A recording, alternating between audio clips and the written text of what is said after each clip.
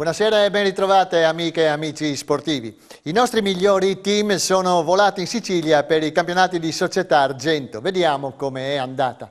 A Palermo per la finale argento dei campionati di società assoluti c'erano 5 team del Friuli Venezia Giulia che hanno portato a casa 3 record regionali assoluti e 1 junior.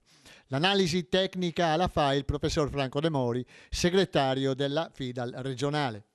La copertina, scrive De Mori, la dedichiamo alle staffette 4%, con una strepitosa Trieste atletica che con Alessandro Juric, Paolo Messina, Michele Brunetti ed Enrico Sancin batte dopo 36 anni lo storico 40 secondi e 92 della Libertas Udine, Castiglione, Pradal, Lazzer e Colusso, realizzata a Pescara nel 1985.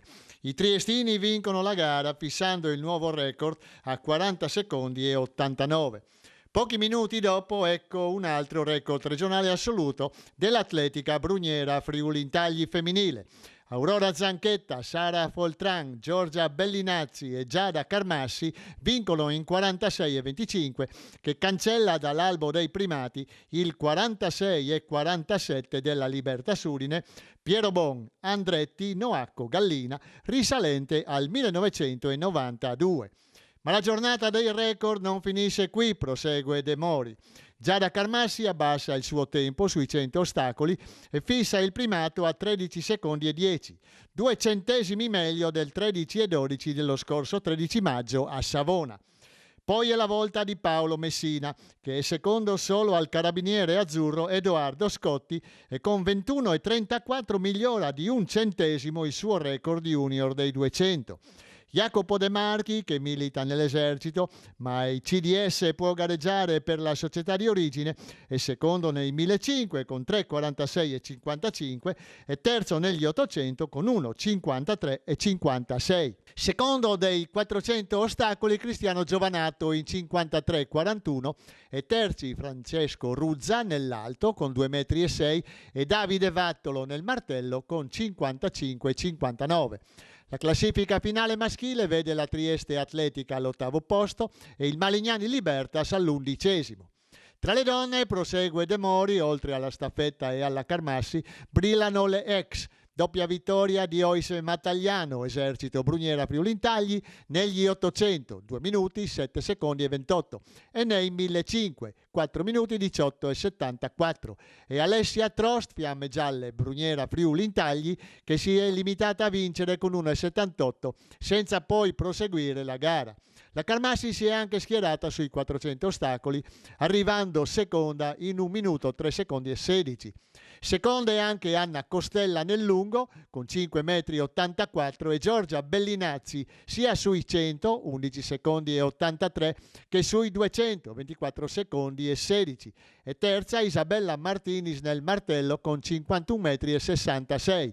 Doppietta regionale nel giavellotto, con Federica Botter vincente a 47,32 m e Margherita Regonaschi seconda a 42,92 m. Bene Anna Bionda con 14 secondi e 56 sui 100 ostacoli e Selin Smrekar con 1,72 di alto, mentre l'allieva Giada Cabai, con il peso da 4, allunga a 12,53 m, con Letizia Pepe a 12,2 m. Alla fine l'atletica Bruniera Friuli Intagli, conclude De Mori, si guadagna un onorevolissimo 4° posto, mentre il Custrieste e il Malignani Libertas Udine terminano in 10ª e 12ª posizione. Pioggia e nebbia non hanno scoraggiato i 350 atleti al via della 5ª edizione della Rosetta Vertical Trail di San Martino di Castrozza, con Tiziano Moia, Gemona Atletica, che ha stabilito il miglior tempo assoluto davanti al recordman della gara e agli altri atleti della nazionale svizzera in ritiro nella valle del Primiero. Dopo 3 partecipazioni e altrettanti podi, finalmente Moia ha iscritto il proprio nome nell'albo d'oro di questa competizione, che ha un posto di rilievo nel panorama internazionale nazionale delle corse in quota.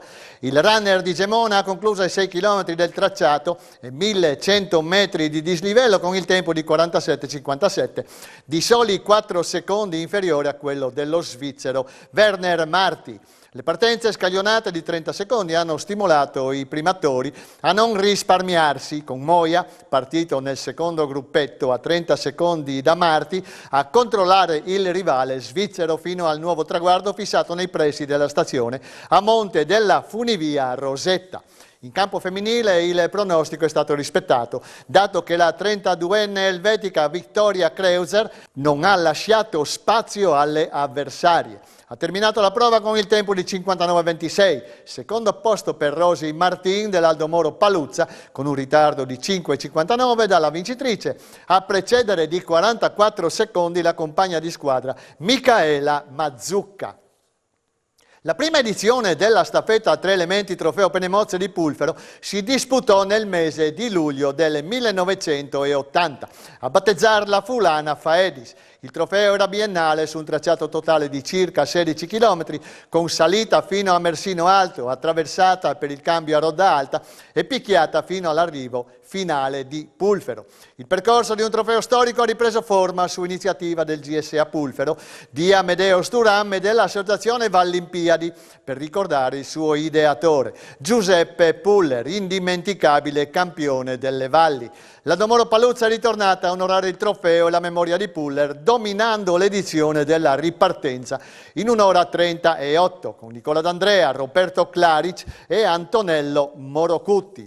Il monopolio dei paluzzani si è allargato a macchia d'olio, prendendosi anche il primo posto tra le squadre femminili. Caterina Bellina, Antonella Franco e Chiara Banelli si sono affermate in 1 ora 52 e 20. Domenica torna la maratonina di Udine. Vediamo il servizio. Si è svolta sabato a Palazzo Morpurgo di Udine la conferenza stampa di presentazione della 21esima edizione della Maratonina Udinese, che è in programma domenica 3 ottobre su un percorso completamente rinnovato e come sempre velocissimo nel segno della tradizione della gara. Abbiamo scelto di ripartire, ha detto il presidente Paolo Bordon, per dare un segnale di fiducia e offrire nuovamente agli atleti la possibilità di correre per le strade di Udine. Massima attenzione è stata riservata alla sicurezza e proprio questo senso di responsabilità ha determinato la sofferta decisione di rinunciare a tutti gli eventi collaterali. Alla conferenza stampa sono intervenuti il presidente del Consiglio regionale Pietro Mauro Zanin, l'assessore regionale alle finanze Barbara Zilli, gli assessori del comune di Udine Maurizio Franz e Antonio Falcone, il vicepresidente di Civibank Guglielmo Pelizzo, Tiziana Pituelli, responsabile marketing di Despar Friuli Venezia Giulia, con il coordinatore Fabrizio Cicero Santalena e il presidente della FIDAL regionale Massimo Di Giorgio. Con un grande sforzo organizzativo lo staff dell'associazione ha messo a punto un programma che restituisce alla città uno dei principali eventi sportivi, per quanto in forma ridotta. Sono state rimandate le tradizionali proposte collaterali alla mezza maratona, ma non la gara a cronometro della salita del Castello, che prenderà il via sabato 2 ottobre alle 18 da Piazza Lionello e che vedrà affrontarsi in una sfida stellare sulla rampa del Colle i migliori mezzofondisti veloci della nostra regione e 2 campioni italiani, Emanuele Brugnizza del GS Nattisone e Matteo Spanu dell'Atletica Malignani Libertas Udine. 300 i metri di percorrenza, 30 quelli di dislivello e spettacolo da non perdere anche perché Udine all'imbrunire, vista dal castello, ha un fascino irresistibile. Cuidado que a cabeça do Pimpolho, ela tá dançando e o Pimpolho tá de olho. Cuidado que a cabeça do Pimpolho, ela tá dançando e o Pimpolho tá de olho. Cuidado que a cabeça do Pimpolho, ela tá dançando e o Pimpolho tá de olho. Cuidado com o Pimpolho, esse Pimpolho sou é da mulherada, beijo toda sem parar, vê se para de mirar, abaixa logo devagar, que meu fogo tá acabando, não consigo mais falar. Completamente nuovo l'itinerario, come detto, della maratonina, che si svilupperà per i canonici 21 km e 97 metri interamente nel comune di Udine. Partenza da Via della Vittoria di fronte all'Istituto Sello, entrata in griglia con braccialetto fornito dopo controllo dei Green Pass e arrivo in Via Vittorio Veneto. Le prime a partire alle 9.25 saranno le carrozzine olimpiche. 5 minuti più tardi, alle 9.30, scatteranno invece gli atleti a blocchi scaglionati con obbligo di mascherina per i primi 500 metri. Già oltre 800 gli iscritti e anche se le difficoltà descritte sono tante, la maratonina di Udine è la vetrina dei campioni africani e vuole continuare a esserlo.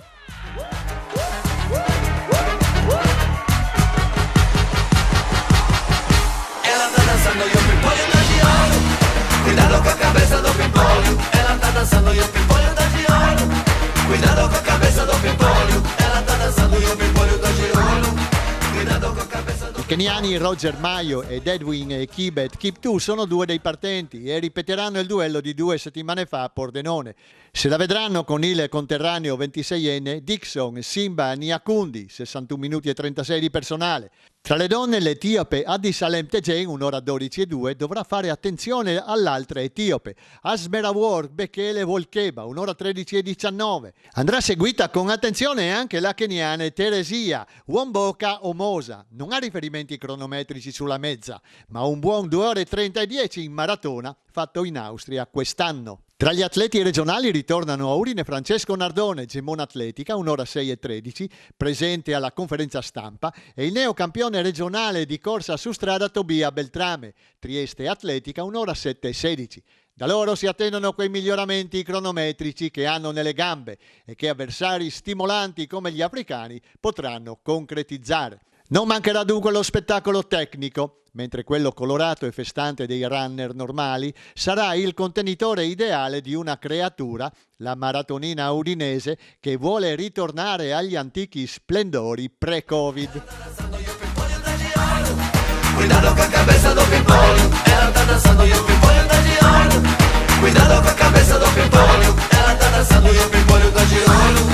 Cuidado con la cabeza do pimpolho, ela tá dançando e o pimpolho tá de olho. Cuidado con la cabeza do pimpolho.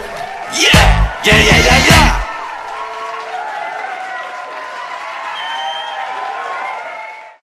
Si avvicina velocemente la data della prima edizione della Mito Marathon, l'unica maratona di un territorio altrettanto unico, il Friuli Venezia Giulia. Si correrà domenica 31 ottobre sulla tradizionale distanza di 42 km 195 metri con una formula innovativa, 3 differenti maratone e un unico obiettivo: completarle tutte ed entrare nelle Mito. Solo chi completerà le 3 competizioni potrà portare la speciale medaglia assemblata anno dopo anno. Quest'anno la partenza toccherà a Cividale del Friuli, l'anno prossimo a Palmanova e nel 2023 ad Aquileia. Per tutti coloro che non vogliono affrontare la sfida olimpica c'è la mezza maratona con i suoi 21 km e 97 metri.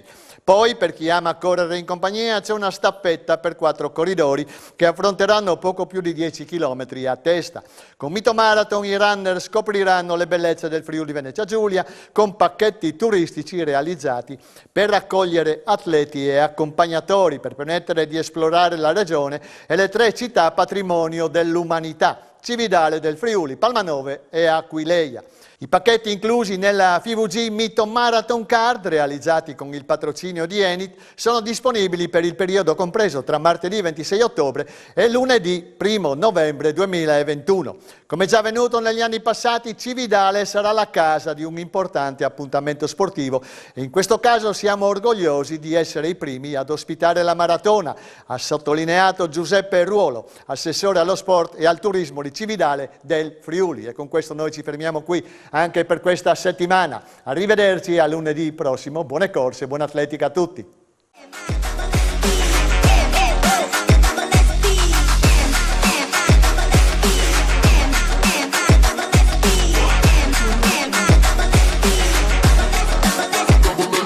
Oops.